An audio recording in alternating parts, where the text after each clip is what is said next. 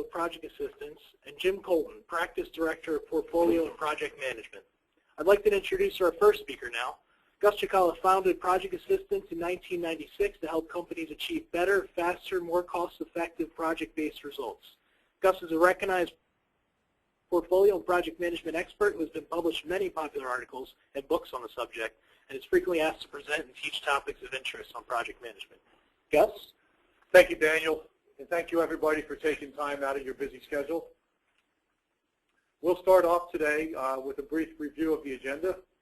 We're going to talk about why organizations want to do resource management, why organizations don't want to do resource management, which we call challenges. We'll also then talk about a solution overview, meaning Microsoft Project and Project Server. We're going to do something called don'ts and do's, which is a slightly different play on do's and don'ts. So we're going to have some questions there and then get into some solutions, and then talk about a methodology that we've seen that can be used successfully to bring organizations forward with resource management. So why resource management? And the first question really for the audience is you're going to see a poll come up and get a sense of where the audience is today in terms of its use of resource management.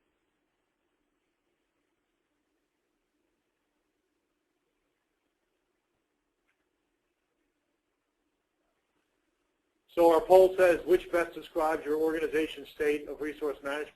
And we'll give about 15 or 20 seconds to give an answer. So we've got everything from not doing it at all to implemented, fully adopted, and effective, and just a couple shades in the middle. So if you wouldn't mind, please take a minute to choose the option that most closely represents your organization's state of resource management. When the poll closes, we'll be able to show the results. And not a whole lot of surprise here. So if we look at where the majority is, we've got 72% either not doing it at all or implemented but not fully adopted. So obviously you're here for a reason. If you were peachy keen, maybe you wouldn't be on the call. And those of you who are peachy keen, hopefully we can tell you something that's useful anyway. So we'll come back to this theme. If we go back to the slides. So a goal without a plan is just a wish. So let's talk about why organizations do resource management. And from a personal standpoint, Project Assistance has been around since 1996, and if you do the math on how long Project Server's been around, it's since 2002. So we had a solid 6 years just on Project on the desktop, and the reality was there was a large desire even then to do resource management even within a project. So it's the holy grail of project management. We'll get into a lot of the reasons why it's the holy grail. But in my experience in publishing articles on Microsoft Project, doing demonstrations, lunch and learns, working with organizations, a variety of different ways, the big thing we see out there is this question or this challenge that I call getting beyond the Gantt chart.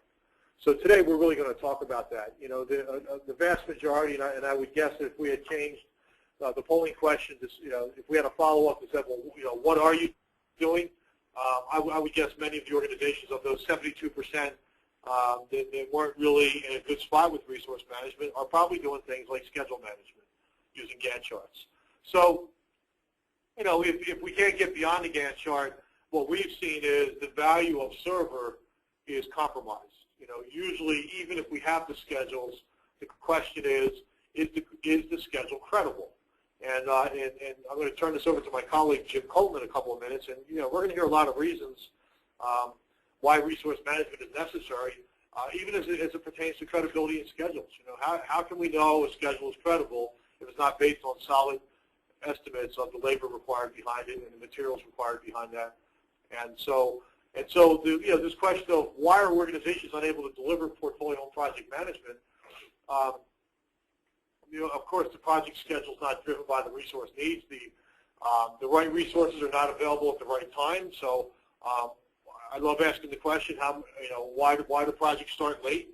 And just about every project manager out there that gets asked that question says, because my resources aren't here yet. Why aren't your resources here yet? Because the project is supposed to be done isn't done yet. Why isn't the project that they're on not done yet? Well, because there's a lot more work than we thought there was. Well, why didn't we know that? It's that whole sort of circular logic that we get into of why we can't deliver, and therefore we get this lack of visibility into supply versus demand. And ultimately, the penalty is we can't adjust the portfolio based on changing business goals, right? We get this static, sort of oftentimes annual snapshot based on flimsy data or outdated data, and it's so darn hard to even do this on an annual basis. How are we supposed to do it on a sort of a regular basis or a live, organic, totally available set of data?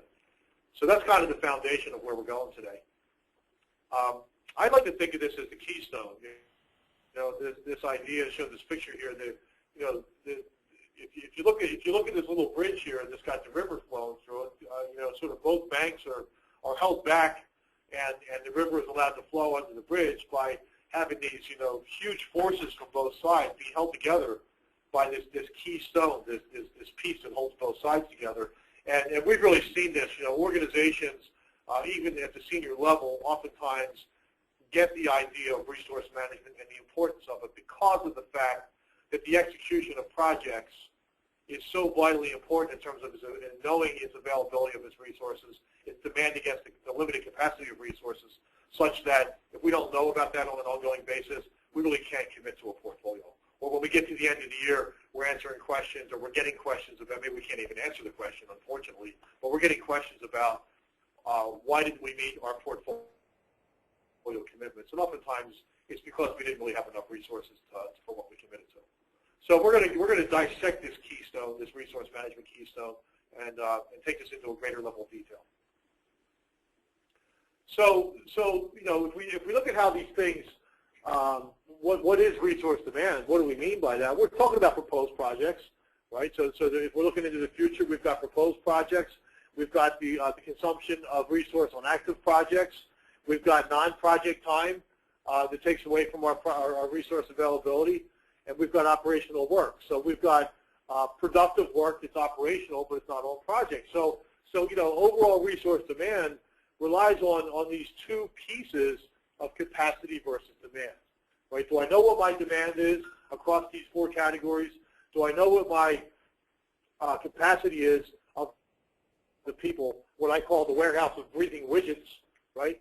It's this limited inventory, and how do we place those orders through demand against that limited inventory? And we're going to talk about that in the context of project. Project has this wonderful little field called work that really drives the magic behind this.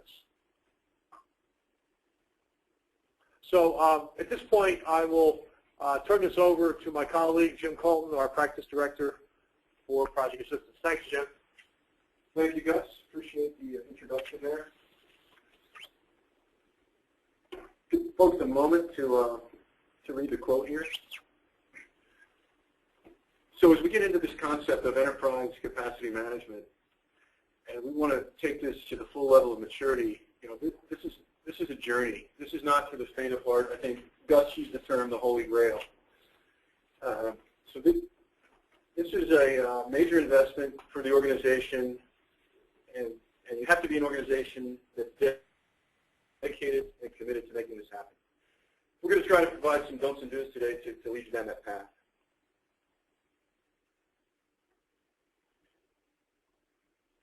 First off, before I jump into the meat of it here, I'm going to launch a second poll. So you can take a few seconds, answer the question. It's really about what challenges does your organization face with regard to capacity resource management.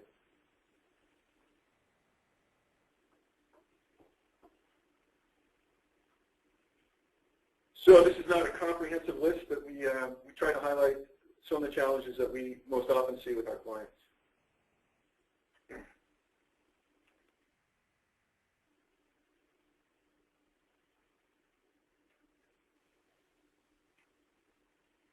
I'll give you a few more seconds. All right, I think we're stabilized there. I'm going to close the poll. I'll share that with you. And it's quite a mix of results. So at the top of the heap there is an ingrained cultural challenge. And we often see that, right? This is, as we talked about a moment ago, this is a major discipline that's required throughout the organization for anyone that's involved in the resource pool and managing it. So it has to be a committed effort from really the top and all the way down through the organization. And from a bottoms-up perspective, to make sure that you're feeding back into the demand and managing the capacity. Also, right near the top, generating accurate and timely data. So Gus mentioned briefly, this is looking at the capacity. What's the availability of resources versus what's the demand? And the demand comes from many places. We talked about the demand comes from projected projects that may or may not occur in the future. From active projects, it comes from, demand gets used by administrative time off, vacation, sick time, training, as well as operational work, which is the heart and soul of the organization, and typically takes up anywhere from 50, 60, 65% of organizational time. So there's often not that much time available for projects. Once you use up your operational time and your admin time, you are exhausting most of your available capacity.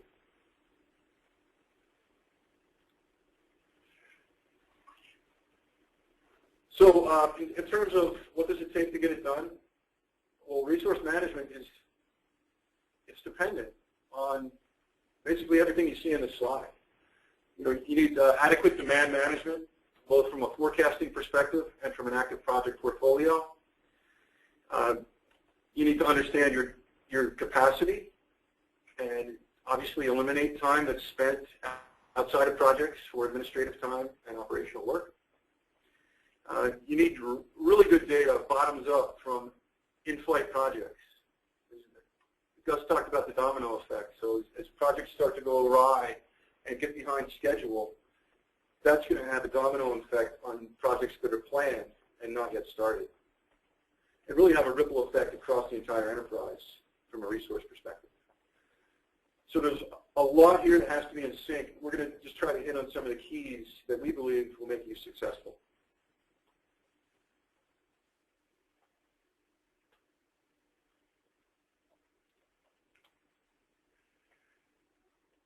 So just to kind of summarize again what we've seen from a challenges perspective.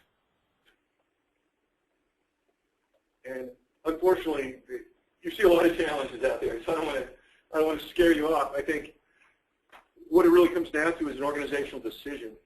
This is really a cost-benefit equation because the cost is going to be fairly high. We think the benefits are huge, but it will take a significant investment depending on how mature you would like to get with capacity management. And we'll also talk about a roadmap to start simple and then evolve to something more mature down the road.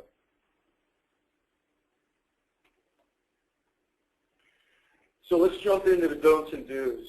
First of all, sponsorship. So I think you might say, well, every project has to have an executive sponsor or key sponsorship. I think for the case of capacity management, it's even more important because you're affecting essentially all the resources in the organization. It's not just an isolated project that's only going to impact one or two departments. You're really going to impact everyone across the resource pool. So executive sponsorship is super key.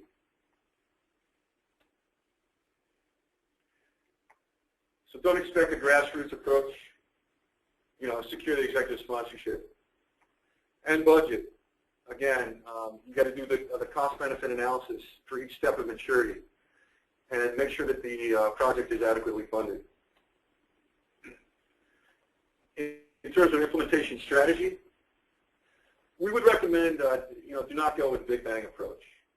Don't try to jump from level 1 or 2 to level 5 in terms of maturity around resource management. We recommend take it in chunks, phase it in. Monitor your results, fine-tune your approach, and then build your plan for the next phase, and then start down the path on phase 2. In terms of level of investment, you're not going to get absolutely perfect results with a minimal investment. And I'm just trying to temper and set your expectations and what you can accomplish. So I think you need to find a realistic investment that you can get you to an optimal return on that investment. So again, recommended take one step at a time, start with minimal investment, get some return, fine-tune, and then move on to your next investment.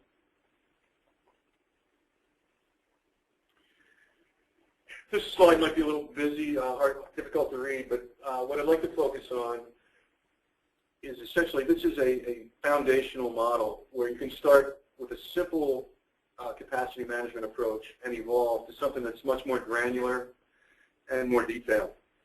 If you look all the way to the right, you'll see dollar investment. So for organizations that want to start simple and do something like an annual planning at the generic FTE or at the role-based level, not much of an investment and some really solid return from a planning perspective. So this is used by a lot of organizations as they go through the capital budgeting process and also the operational budgeting process and try to understand what resources we'll need in the next planning period. So and typically for the next planning for the year. So minimal investment, I think really solid return and not complex. So I'm not going to go through each of the seven stages, but if you look at the very bottom, if you want to get to something like detailed planning at the named resource or individual level on a weekly basis, there's really quite a bit of functionality and process that you need to have in place. For example, you certainly need a solid list of projects that are in flight and planned. You need to know the specific resources and roles that are assigned or planned to be assigned to those projects. You need those projects to be well managed. So your project management maturity has to be fairly high as a necessity to even think about getting to this level of resource capacity planning. You've got to have solid change management in place. So as changes do occur to projects, you need to understand the ripple effect across the portfolio. You need good detailed project estimates, at the individual and at task level, and it rolls all the way up to the enterprise level in a summary fashion. But in addition, and we don't always think about this, is you need a stable level or a predictable level of operational work. Because if you're going through an unstable situation in operations and the resources get pulled into operational work, you're going to have fewer and fewer hours available for project work. So it's important that there's a good understanding and some predictability around the operational work. So you can see there's quite a bit in terms of what's required to get to kind of that level 7. But there's a lot of steps in between, a fairly minimal investment for level 1 annual planning at the role level to the detail level that I just described. Okay, in terms of do's and don'ts, or don'ts and do's as we like to call it, around level of accuracy,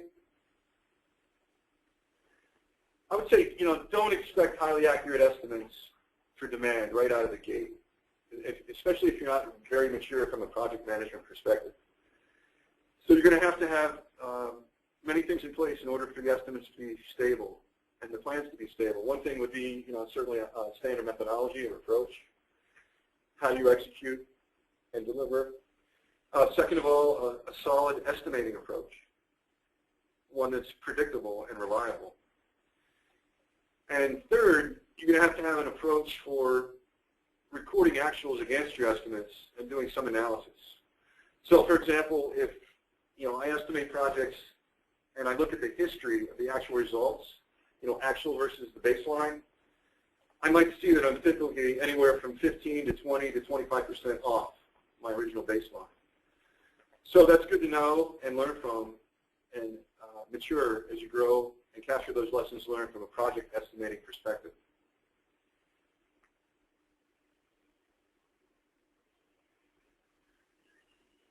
Don'ts and do's at the resource type from that perspective.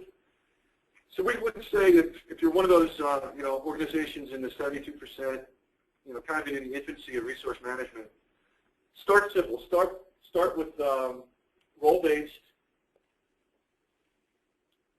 forecasting and start at the annual level. You can evolve from there.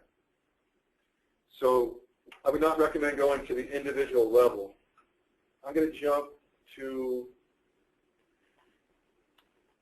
Project Server or Project Online in this case, and give an example of how you might approach this. So I'm going to open up this project called Planning and Forecasting. And what I'm going to recommend, again, is to start with a resource plan, which might look something like this. And I would start with generic roles. So in this case, you can see I've populated this resource plan with generic roles. In other words, I'm not naming any resources. This is a proposed project that's in the pipeline, but we want to understand how it might impact the overall demand for resources. So I can do that through a role-based resource plan. You can see in Project Online, I have options to forecast in days, hours, or even FTEs. For simplicity, I forecasted here in days, and you can see how simple it might be to enter the data. Again, you might be just at a high level of estimation at this point, order of magnitude. And I might just go in, and I'm not going to populate the whole plan here, but you can see how it would work. So what this enables you to look at is your overall availability, both for the active projects and something like this project that's really in the forecast mode. It's not an active project. Now, what I can do is pretty cool. I can use this resource plan to forecast the demand for the entire project. Or let's say you have a one-year project and you actually you approve that project, but you only know the details for the first 3 months. So what I can do is I can choose to use the resource plan or use the project plan until a certain date. And from that point in time,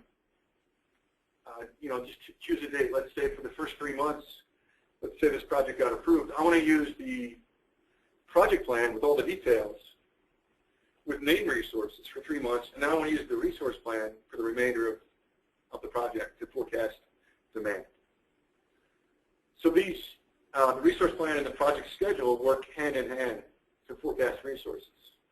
And you can kind of toggle back and forth as you like based on where you feel most comfortable with.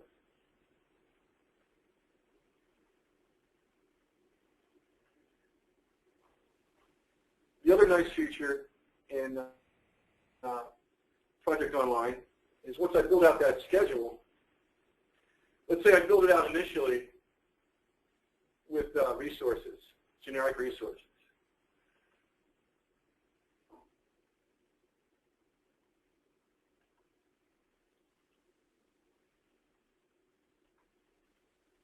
What I can do, I can go into the plan.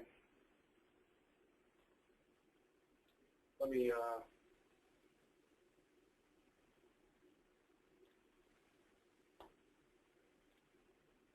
jump out of here for a moment.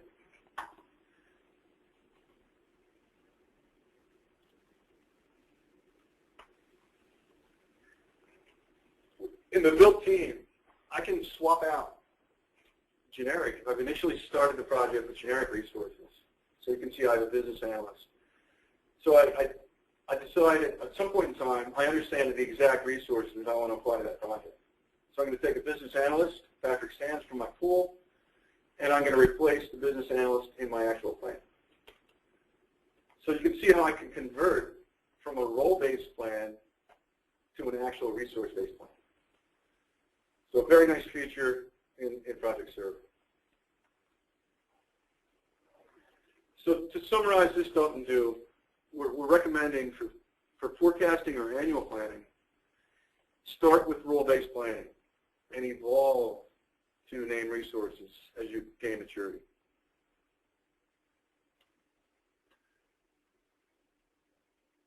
All right, don't and do is from an approach perspective. Don't assume your project managers are resource leveling experts.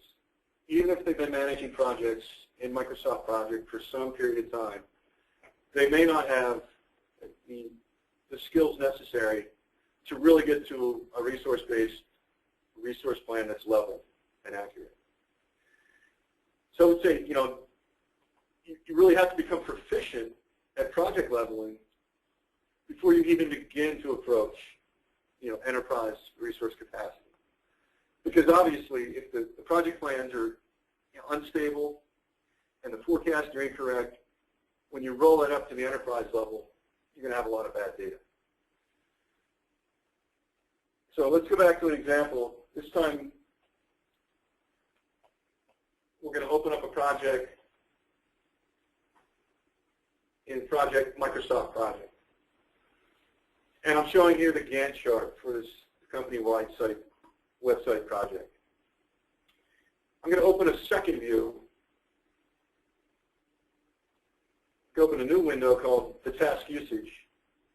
A fantastic view to look at work and actual work.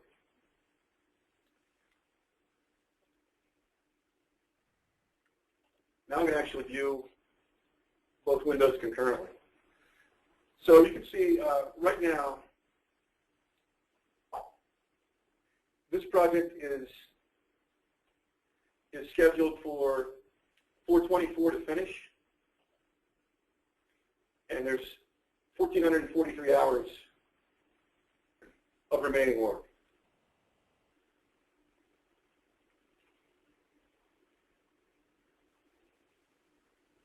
So let's say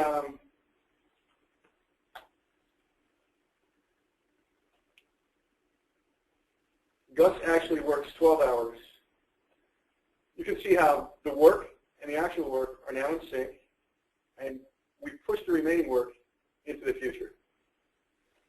So what you want to do is, when you look at the plan, is you want to continue to make sure that any remaining work has been pushed into the future.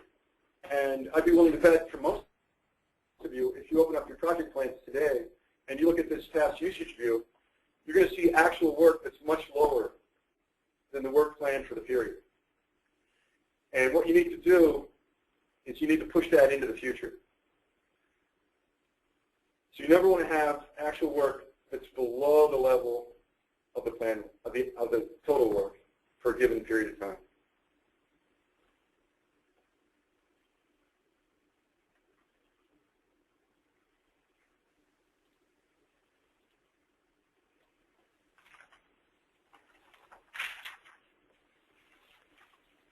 Okay, moving on to the next do and don't. Level of granularity. I would say, definitely do not attempt to manage at the day level.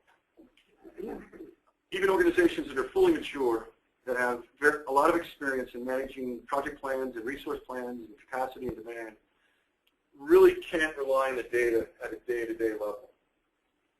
So you want to set practical targets from, in terms of the level that you want to manage at. I would say, even when you get to the granularity of the resource level, you want to start maybe at the monthly level or the weekly at most. So I'm going to jump back in, and I'm going to go to the resource view. So let's say I'm a project manager, and I'm trying to take a look at what resources are available and which ones are not. So as a team lead, a resource manager, or a project manager, I can come in here and I can select the team that I want to look at. In this case, you're going to look at the project manager resources. I'm going to click on resource availability. And what the graph is going to show me is the supply versus the demand of resources across a period of time. You'll be able to select what period of time that you want to look at.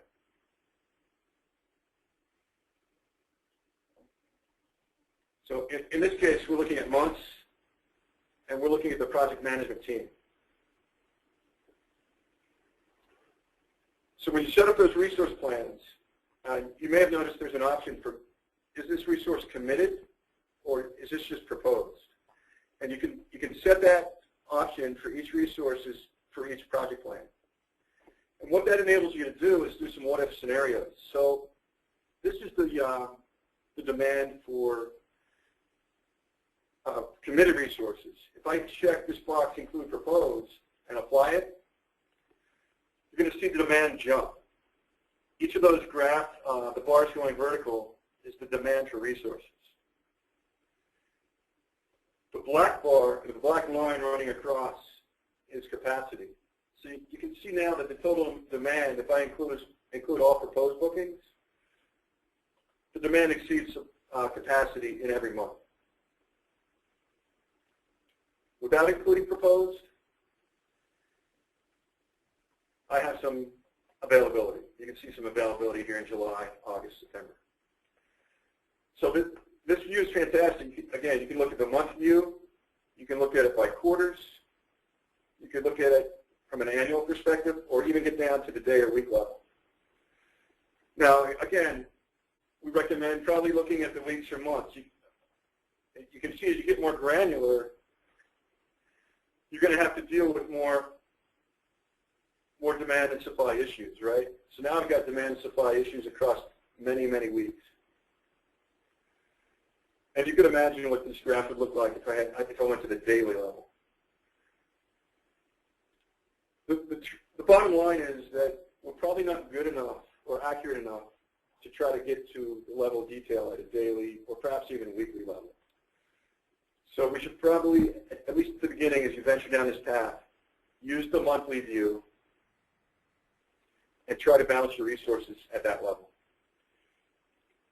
In Project Server here, you can scroll down and also see the detail. So if I'm managing this team, I can see every project that Jim's involved with. I can see Jim's total capacity. I can see the demand and then the availability. So the basic formula in Project Server, the terminology they use is capacity minus demand equals availability. And I can go through and see for every resource on my team what they're working on. So this is a great view, not only for a resource manager, but also for a project manager to begin the conversations with other project managers where they know they have a resource conflict. You know, I could go in here and just select an individual resource and also look at the demand and the availability for an individual resource. If I include proposed, apply that. So this is obviously a great resource because he's proposed on many projects. Jim is in very much demand. Okay. Next, don't do, discipline. So we're saying here, discipline is the bridge between goals and accomplishments. And really, to implement this successfully, the organization has to have pretty heavy discipline. You don't want to underestimate the time required to keep the project plans and the resource plans current. So when you're thinking about all the moving parts, you're thinking about planned projects, in-flight projects, operational work, and administrative time. That's all going into the equation for demand. So you have to adequately allocate time. There's a commitment from both resource managers and project managers to do the hard work.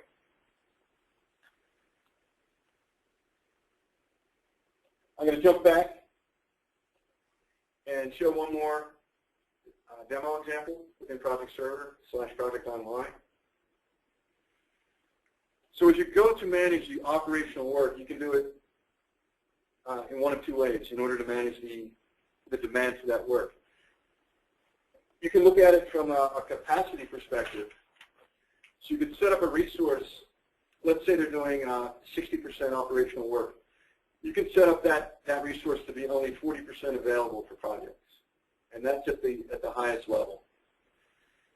Now, if the organization is interested and wants to understand where all their time is being spent, you may want to set up an operational plan. And typically that's done for each team. So for example, if there's a project management team or a network team, infrastructure team, operational team, whatever team that you manage, you may want to set up an operational plan so you can add details in terms of what the operational work is. So for example, I'm going to open up an operational plan for the network team.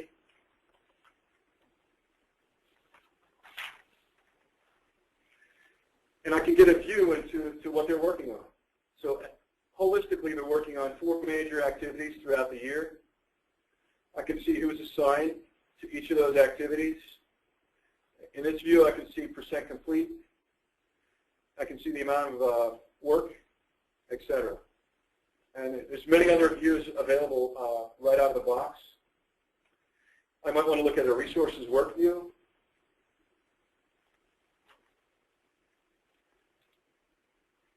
And here I can see a little bit more detail around each individual resource.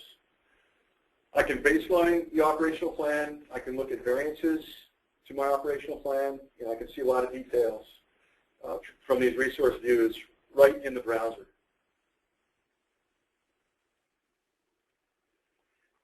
So as a resource manager, I need to manage this operational plan. I can do it at a high level right in the browser, or if I need to go into a lot of details, I can open up Project Pro and manage my operational plan from Project Pro. I also need to manage the overall capacity if I want to do it at a detailed level. So I can go in here. Let's say I'm going to just select one resource. I know Jim is available most of February, but he's taking planned vacation the last month of February. So I can open up Jim's resource calendar. And this is going to launch Project Professional. And within Project Professional, I can look at Jim's resource calendar. I can apply vacation time for Jim. And I can then save that back to the server. So I'm not, due to time constraint, I'm going to move ahead. But essentially, as I apply vacation time to the project plan, or the resource calendar for Jim Colton, that's going to diminish or reduce the capacity that he has available. Not only he will not be available for the projects at the project plan level, for all projects. This is a global setting. But Jim's capacity will be diminished by, let's say, those 40 hours that I've assigned, or he's planning to take vacation.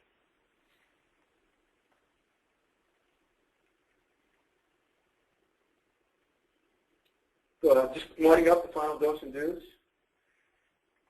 I would say, don't expect great technology to automatically create great information.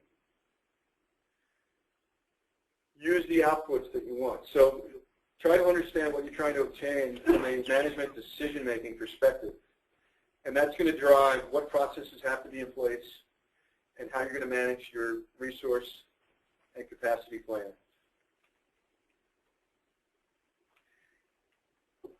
Use the instruments that are available.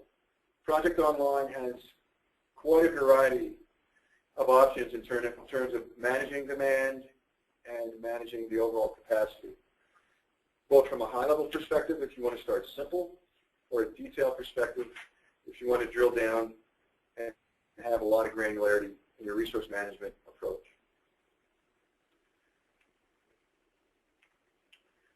From an adoption perspective, again, this is not simple. You're not just going to write up the ground rules on how this thing's going to work and throw it out and expect everyone to follow. This is an organizational change management project that requires a lot of time, investment. You need a solid plan. You need a plan to educate folks that are involved, make sure they understand the roles and responsibilities, and you need an ongoing mentoring approach to be in place. There's going to be a lot of questions as you roll this out and really try to mature from, potentially level 1 all the way through level 7. And last but not least, from an adoption perspective, monitor your progress. Modify your procedures if they're not working exactly the way you expect. Try to learn and continue to evolve and improve.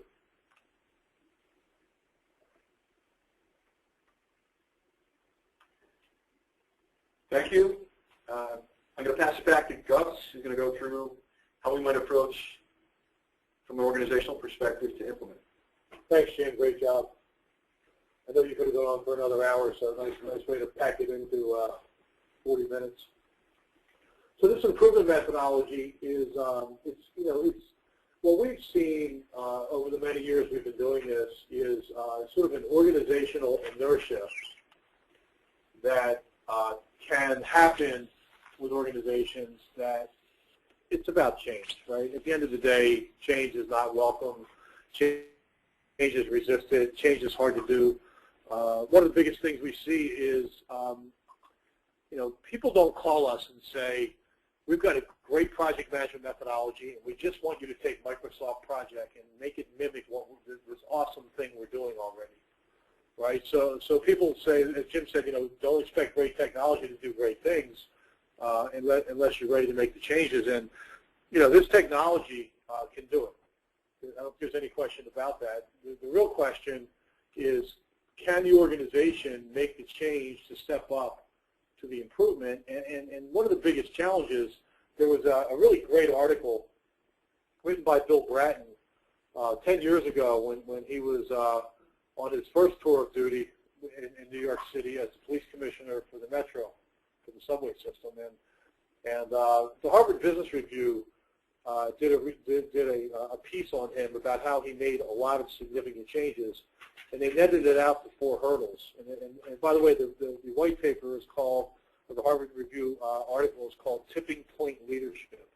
And it uses Bill Bratton as a case study in change. And Bill's facing some big changes again in the New York City police force. But the first hurdle was resource.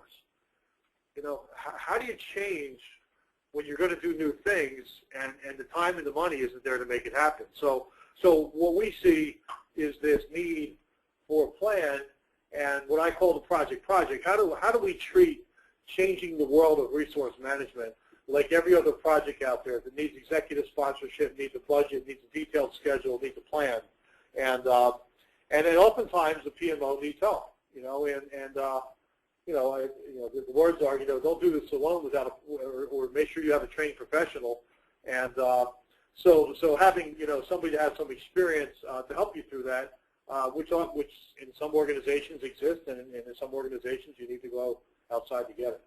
So what I want to talk about is some failure modes.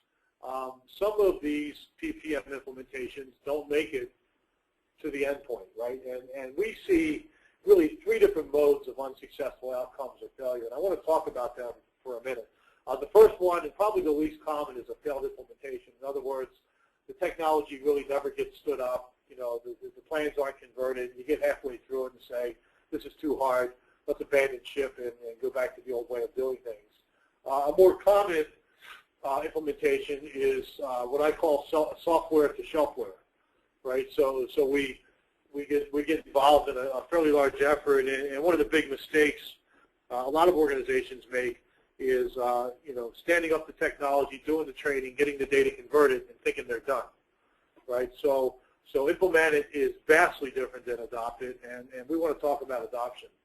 The last one is implement it, but not as expected, right? So a lot of organizations, a lot of money and time and political capital is put into these implementations, and unfortunately, oftentimes they don't deliver on the promise. So there's compromises.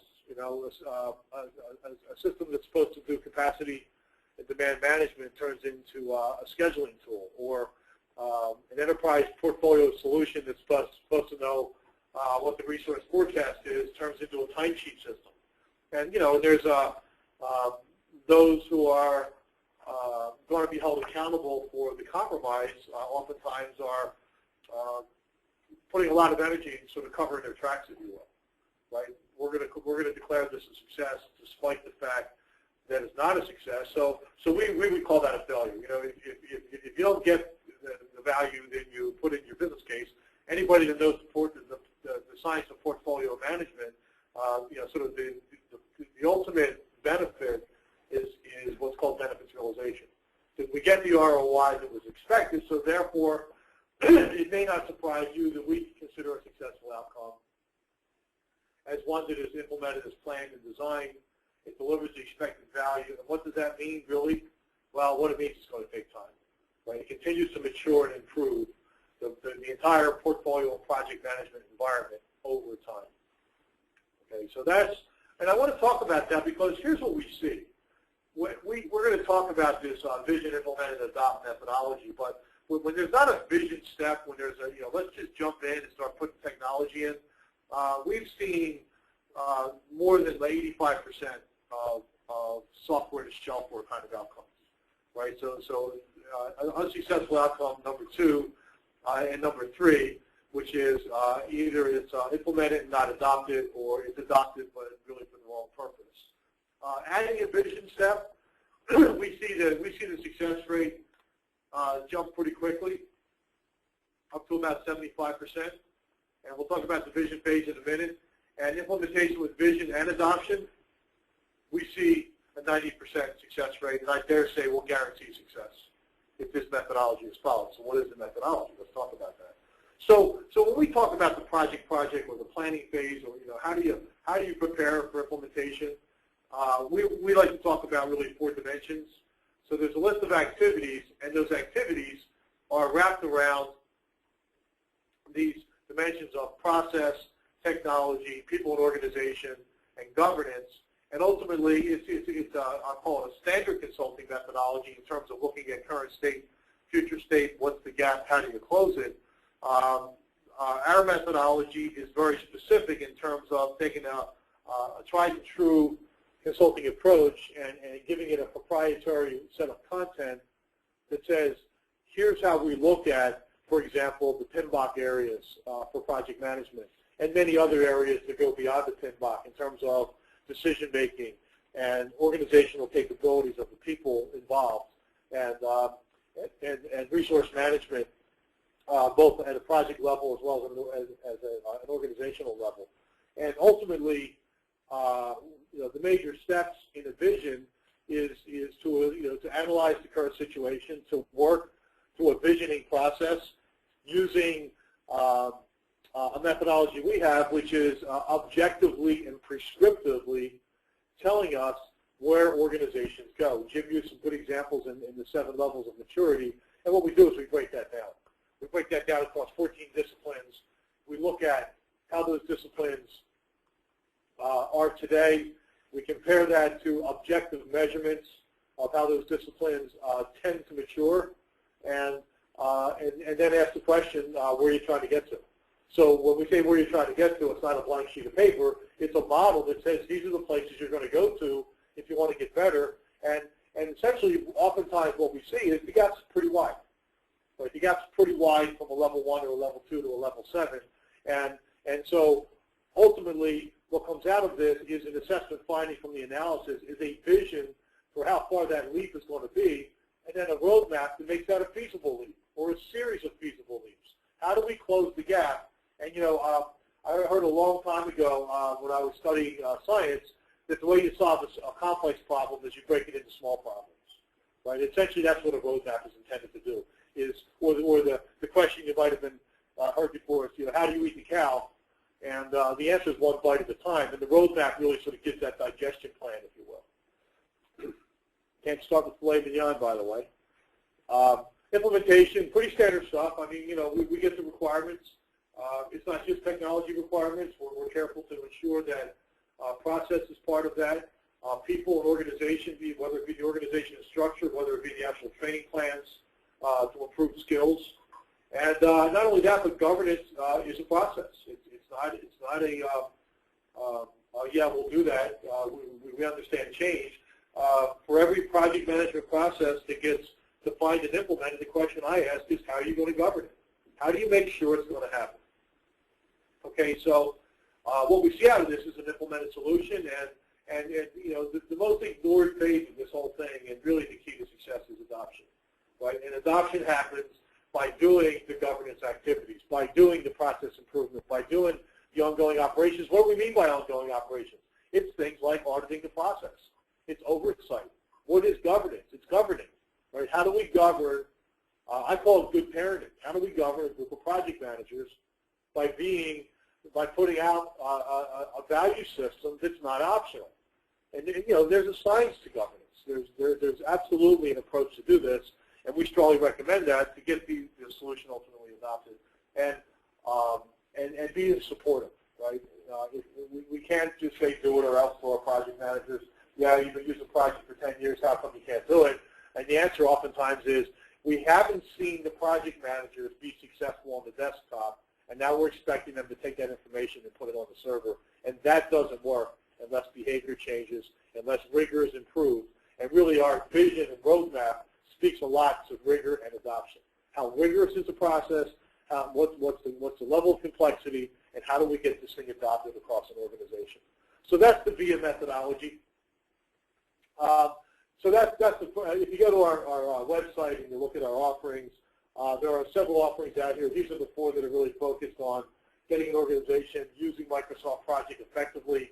So we talked about the vision, which we call AVR, the Analysis Vision Roadmap. We've got training programs. We've got a project server deployment, which is the second pillar of VIA, is the implementation. And #1 book on Amazon, Project Management Using Microsoft Project. So we also have a great training guide out there that we use in our engagements. And there's a picture of the book. And so for those of you who have hung in there, we're going to open it up for questions and answers. We got about 5 minutes left. We're going to give a 10% coupon. You see at the top under our party gift is a web page. I have received some emails today asking, can we get a copy of the slides? I can only be on for 30 minutes. How can I hear the rest of the webinar? I can't attend at all. Are you going to repeat this thing? So yeah, we give you all those things. I'll just briefly review this. We do a lot of online training, so there'll be 10% off an upcoming course if you go to this web page. The most popular chapter in Project 2013 is the new one. So the last chapter of the book is about reporting, and we give you that as a party gift. You can download it. You can see all the new stuff that you can do in Project 2013. We'll give you a promo code to get 15% off our book. You can download the slide deck and the recording of today's webinar. We probably need a day or 2 to get everything out there. There's a bunch of Project 2013 how-to videos in this link. And also, there'll be a complimentary discovery and an approach call. What do we mean by discovery and approach? We can help you in an hour get a sense of where you are and where you're trying to get to, in our opinion, and an approach to get you there. So if you want to be contacted for an approach call, let us know. Certainly, we'll put some contact information up here at the end as well.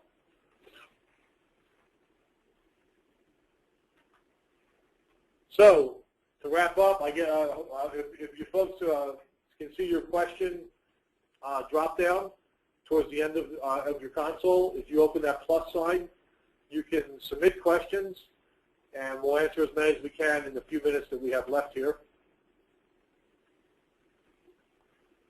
So you see here there's a repeat of the webinar link. There's a link for our marketing director, Dan Chikala. And Dan is looking at our console to see if we have any questions. Yes, we do, and we'd like to open the console for everyone, so anyone who wants to submit any questions.